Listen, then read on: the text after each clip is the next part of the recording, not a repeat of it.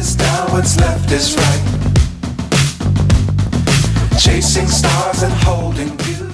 Hey everybody, welcome to Teensy Vintage. This is Teresa. Today we are making a mixed media collage in one of my art journals.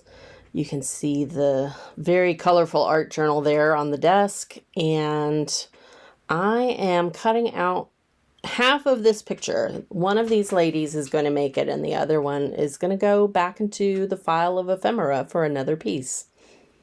So I'm going to fussy cut her out and get rid of all this gray.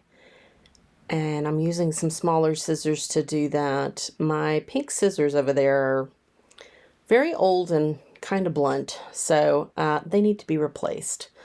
So we're going to use these little blue scissors for now. I have to get some nice replacement scissors.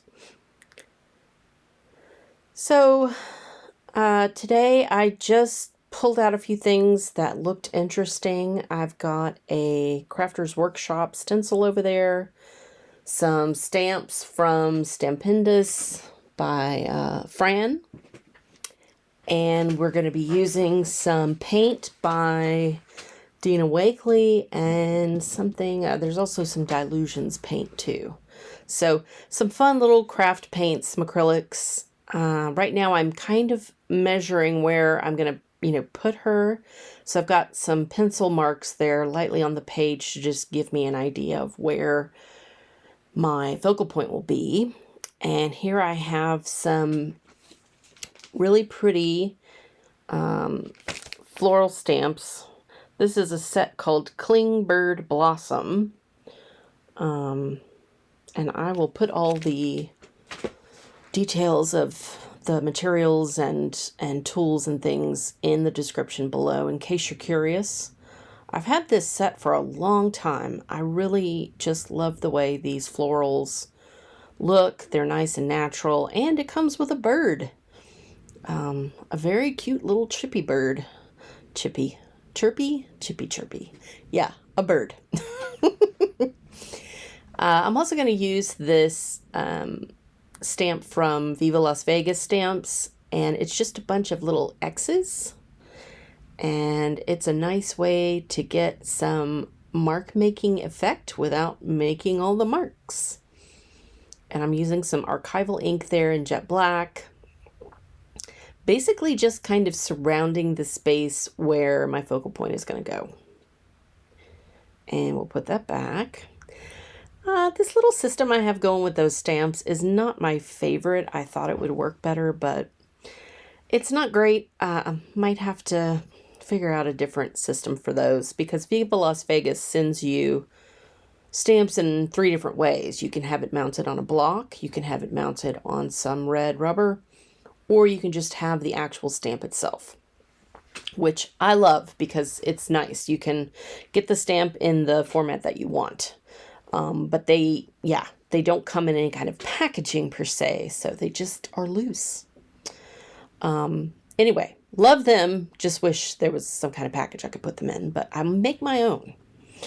Okay, that said, now I am adding some acrylic paints in some pinks and purples. This one is Dina Wakley Magenta, and I'm just roughly spreading around some ink, some acrylic here. I just want to get some color on the background because I plan to do some stenciling. And now I'm using the Dylusions. This one is, what is this one? Rose Quartz. It's a nice pale pink. And I don't know, it's feeling pink today. So here we are. We're just adding in more pink, trying to cover up any white spots. And drawing our page. These Dylusions journals are my favorite for mixed media work because I love the paper. However, no matter what, when I dry them, they tend to curl as paper does.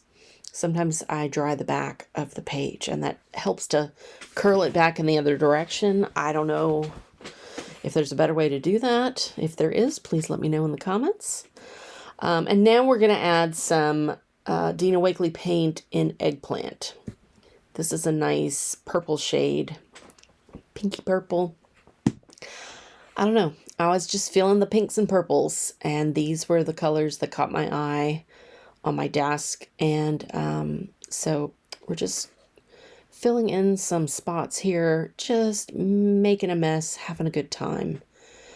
You know, art, you make art for a lot of reasons, and one of the reasons I make art is to just have fun and to get kind of lost, to get caught up in the flow, as they say.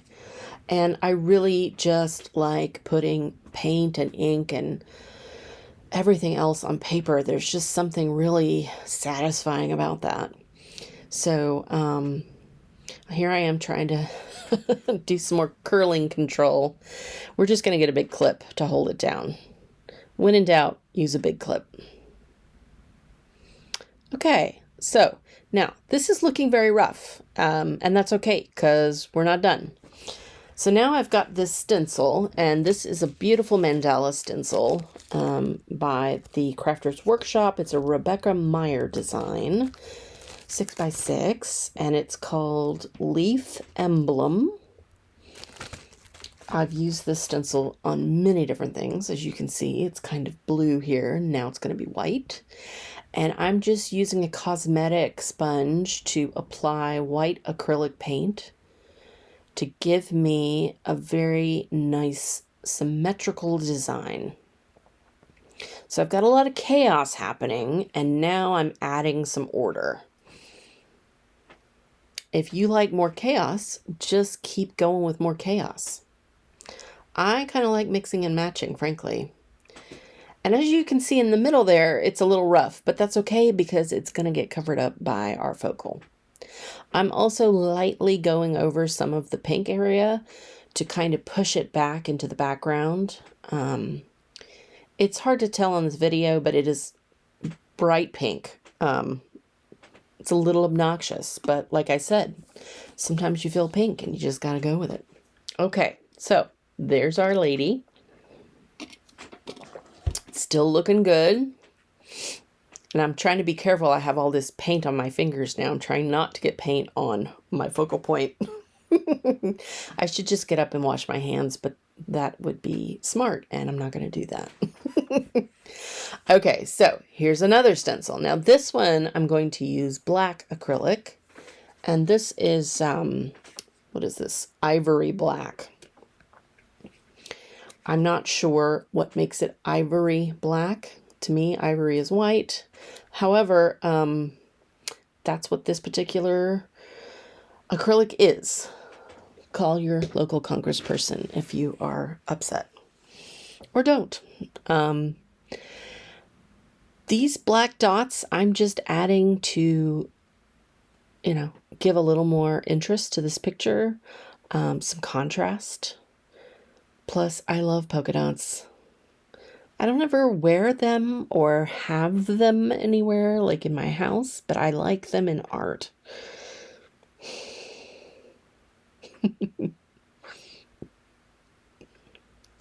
And we're going to put a few more dots down here at the bottom as well. And the makeup sponge is perfect for this. You don't want to move it side to side. You literally just want to stamp it gently, or pounce it, I guess, on the paper. That way you get a crisp, circle through the stencil. I'm also using the remaining paint that's on the makeup sponge to go around the edges of this paper. And since I can't go around the edge by the spine, I'm going to use a Stabilo All pencil, and I'm going to activate that with a little bit of water just to make it look like it also has a nice black side. Okay, so here we are. I'm double checking my focal point again. I'm also going to go and get some scrap paper here. It just needed something else. This is some paper left over from a gel press printing session. It's got some blues and some yellows. I just thought there needed to be something else here. So we're going to give her a big colorful piece to kind of sit on. And I'm also using this Stabilo Woody in yellow to add more color.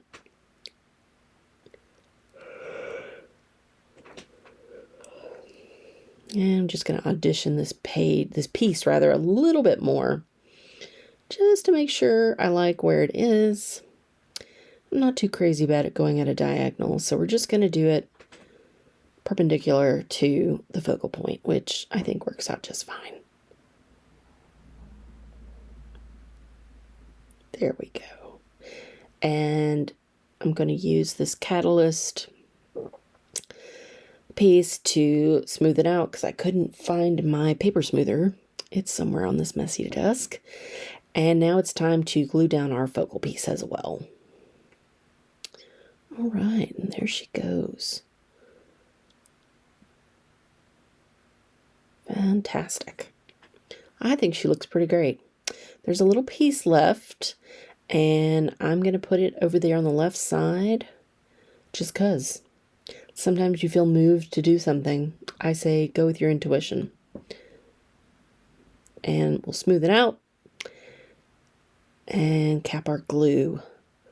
All right, so this has come together really nicely. Now I'm going to use my Stabilo All pencil to outline my focal point, just to give her a little bit of depth to, when you look at it, you'll be like, oh, it just kind of fools the eye a little bit.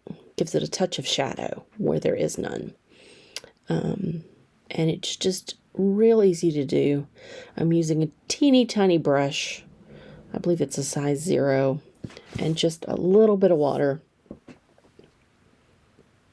There we go. That just helps frame the figure out. I'm also adding a little yellow to some of the flowers and activating that yellow as well. And then I'm also making some tiny X's.